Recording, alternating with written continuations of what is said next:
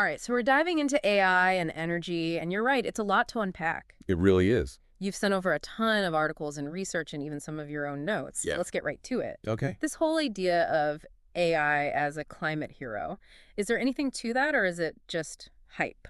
It's actually more legit than you might think. Really? What I find fascinating is how AI is being used to optimize systems that we already have. Okay.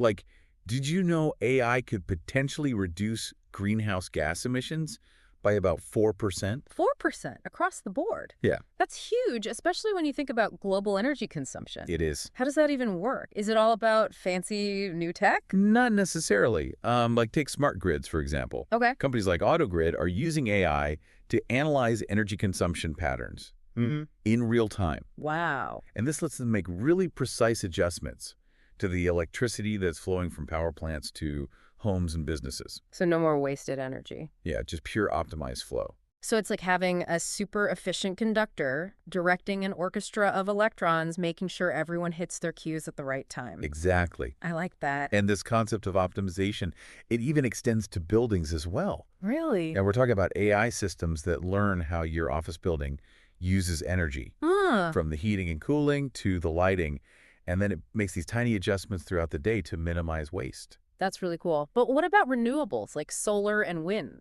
Yeah, They're so unpredictable. they are. How can AI help with that? That's where AI's predictive power comes in. Okay. Imagine a weatherman, but not for like your local news, but for the entire energy grid. Okay. AI can actually analyze weather patterns incredibly accurately, and it can forecast when and where the sun will shine or when the wind will blow. So we can integrate solar and wind power into the grid much more effectively Right. and make sure that there's a steady supply of renewable energy even when the weather's being unpredictable. So it's not even that we have to replace everything.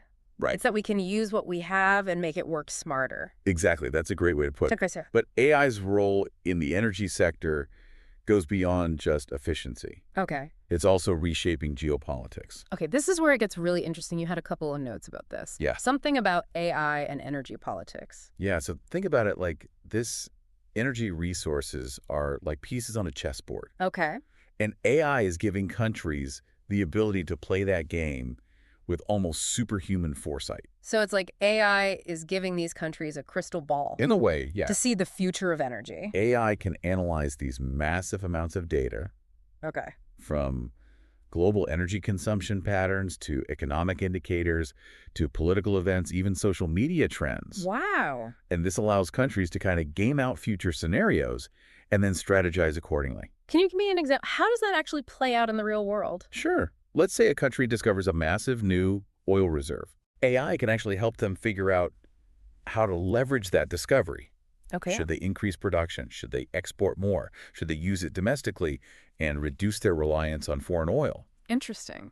AI can actually simulate the economic and the political and even the environmental impacts of each of those decisions. Wow. And that helps these countries make more strategic choices. So it's like this superpower Yeah. for energy diplomacy. Exactly. You mentioned social media trends. Yeah. How did those factor in? So AI can analyze social media sentiment and gauge public opinion on energy policies. Okay. So let's say a government is thinking about phasing out coal and investing in renewables. Mm-hmm. AI can actually help them predict how the public might react to that.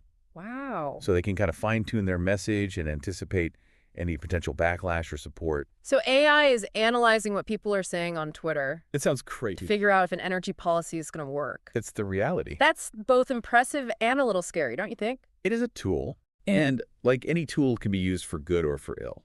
That's a good point. It all depends on who's using it and what they want to do with it. Exactly. Speaking of wielding powerful tools, Yeah. one of the articles that was sent me was about Google using nuclear energy Right. to power its AI data centers. Yeah. Is that just a PR stunt, or is that something we might see more of in the future? It's certainly a bold move, Yeah. but I think it also highlights a growing awareness that the energy consumption of AI is becoming a factor Mm-hmm. that we need to consider. Yeah, because these AI systems are using a ton of energy. They're getting more complex, Mhm. more sophisticated, Right. and they need massive amounts of computing power, Yeah. which means big energy bills. So the irony is that we're talking about AI as a potential solution Right. for the climate crisis, Yep. but it's also contributing to the problem. Yeah, it's a double-edged sword for sure. Yeah. It can help us optimize energy grids, manage renewables, even predict the impact of our choices. But we need to figure out how to make AI itself more sustainable. Right, because otherwise we're just shifting the problem around, Yeah. not really fixing it. We need to think about the entire life cycle of AI, Okay. from the energy it takes to train these models Yeah. to the materials in the hardware. So what can we do about that? Yeah, that's the million-dollar question, isn't it? It really is. It's not enough to just build more powerful AI. Right. We have to think about building it sustainably. Okay. And I think that's why what Google's doing with that nuclear experiment is so interesting, Yeah. because it's getting people to think about different ways to power AI infrastructure. So it's not just about using energy more efficiently. Right. It's about finding cleaner sources to power the whole thing. Exactly. So we've got some companies trying to power AI with renewables. Yeah. Others are redesigning the hardware.